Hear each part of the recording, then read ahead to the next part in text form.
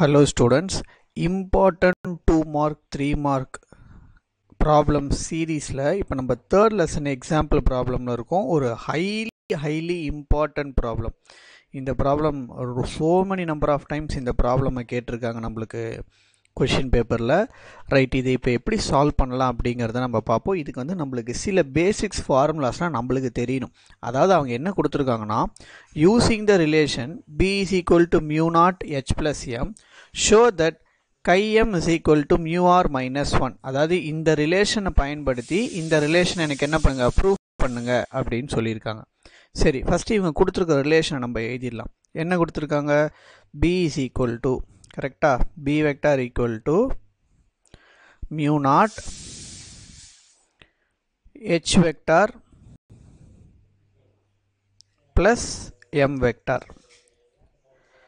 இதில் நம்மளுக்கு h வெக்டார்னா தெரியும், மேக்னடைசிங் ஃபீல்டு, அதாவது நம்ம அது ப்ரொவைட் பண்ணக்கூடியது. m அப்படிங்கிறது வந்து என்னது, மேக்னடைசேஷன். m அப்படிங்கிறது என்னது, இன்டென்சிட்டி ஆஃப் மேக்னடைசேஷன். அதாவது இவங்க என்ன சொல்கிறாங்கன்னா, p அப்படிங்கிறது மேக்னெட்டிக் ஃபீல்டு. கவனிங்க, இப்போ இவங்க என்ன சொல்கிறாங்க அப்படின்னா, இப்போ ஒரு மெட்டீரியல் நம்ம எடுத்துக்கலாம். சரியா, இப்போ அந்த மெட்டீரியல் நம்ம எவ்வளோ மேக்னெட்டிக் ஃபீல்டு அதுக்கு கொடுக்க போகிறோம்.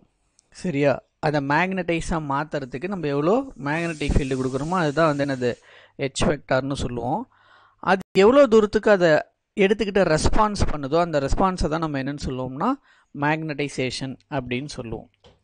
ஓகே, ஸோ இந்த மேக்னடைசேஷன் இதெல்லாம் நம்ம ஒரு சைடு இருக்கட்டும்.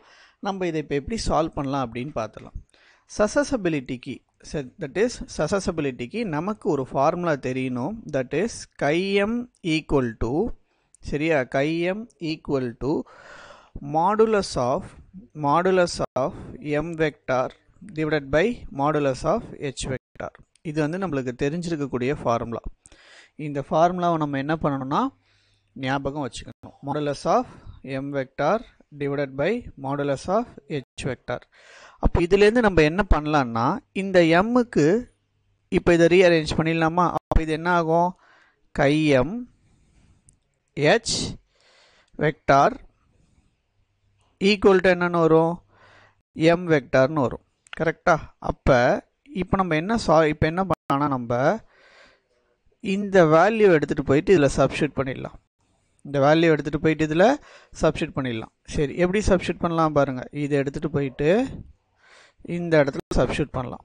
அப்போ என்ன ஆகும், இது எனக்கு b equal to mu naught h vector, கரெக்டா, ப்ளஸ் m வெக்டாருக்கு பதிலாக என்ன எழுதலாம் நம்ம இப்போ, chi m h வெக்டார்னு போடலாமா. எஸ், போடலாம். அப்போது இதிலேருந்து இப்போ நம்ம என்ன பண்ணலாம்னா, we can take h vector as common. h vector என்ன பண்ணிடலாம், நம்ம காமனாக வெளியில் எடுத்துடலாம். காமனாக வெளியில் எடுத்துட்டா என்ன ஆகும், எனக்கு b vector equal to mu naught, கரெக்டா. இது என்ன ஆகும், எனக்கு chi m ப்ளஸ் 1 இன்ட்டு என்னென்னு வரும், h வெக்டார்னு வருமா. புரிஞ்சிச்சா. காமனாக வெக்டார் என்ன பண்ணிட்டோம், வெளியில் எடுத்துட்டோம். ஸோ இப்போ இந்த டேர்ம் இருக்குல்ல, எந்த டேர்ம் பாருங்கள். இப்போ நான் வந்து இதை உங்களுக்கு ஹைலைட் பண்ணி காட்டுறேன்.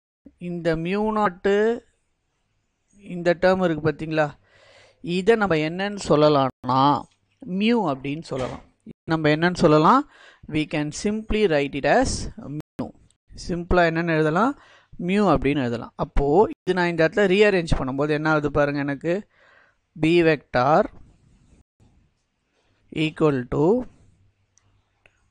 மியூ h வெக்டார்னு வரும். இது வரைக்கும் புரிஞ்சிச்சா. Right, okay. இப்போ பாருங்கள், இன்னும் நம்ம இதை கம்ப்ளீட்டாக முடிக்கலை. இப்போ இதை கம்ப்ளீட் பண்ணி முடிச்சிடலாம். எப்படி முடிக்க போகிறோம் கவனிங்க. இப்போ நம்ம ஆல்ரெடி நம்மளுக்கு தெரிஞ்சது இல்லை, என்னன்னு தெரிஞ்சிச்சு, இந்த மியூ நாட், கரெக்டா, இந்த எல்லோ கலரில் ஒரு பாக்ஸ் போட்டிருக்குங்களா, அதை தான் இப்போ எடுத்து எழுதுகிறேன். Mu not chi m plus 1 equal to என்னது, மியூ அப்படின்னு சொன்னோம். கரெக்டா. அப்போ இது என்ன பண்ணலான்னா இந்த மியூ நாட்டு மல்டிப்ளிகேஷனில் இருக்குது இங்கே, இது கீழே இறங்கிச்சுன்னா என்ன ஆகும், டிவிஷன் ஆகும். அப்போ இது எப்படி எழுதலாம் நம்ம, கைஎம் plus 1 equal to mu divided by mu naught. கரெக்டாக, mu divided by mu naught. ஓகேவா, இது வரைக்கும் புரிஞ்சிச்சா?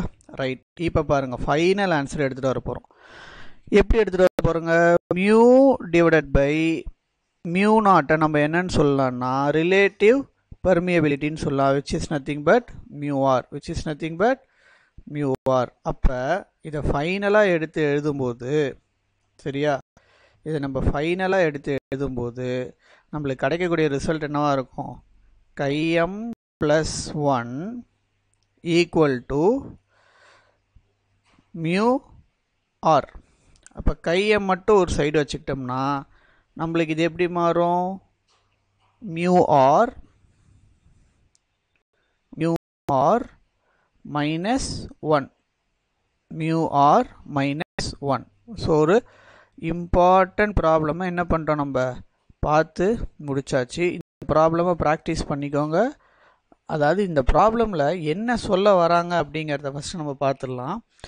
சே ஃபார் எக்ஸாம்பிள், இப்போது இதை நம்ம புரிஞ்சுக்கிறதுக்கு நம்ம உங்களுக்கு ஒரு சின்னதாக ஒரு ட்ரிக் மாரி நான் சொல்லித்தரேன்.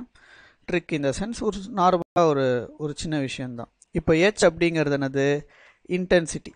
கரெக்டாக, மேக்னெட்டிக் இன்டென்சிட்டி. இப்போ அது அதிகமாக சரியா, சசசிபிலிட்டி நம்மளுக்கு என்ன ஆகிட்டே இருக்கும்னா அதிகமாகிட்டே இருக்கும்.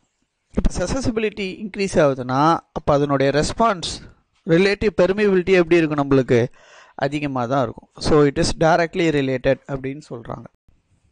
ஓகேவா? ஸோ ஒரு வாட்டி இந்த ப்ராப்ளமை நல்லா பார்த்துக்கோங்க. Very important problem. ஒரு வாட்டிக்கு 2 வாட்டி ப்ராக்டிஸ் பண்ணிக்கோங்க. Thank you so much.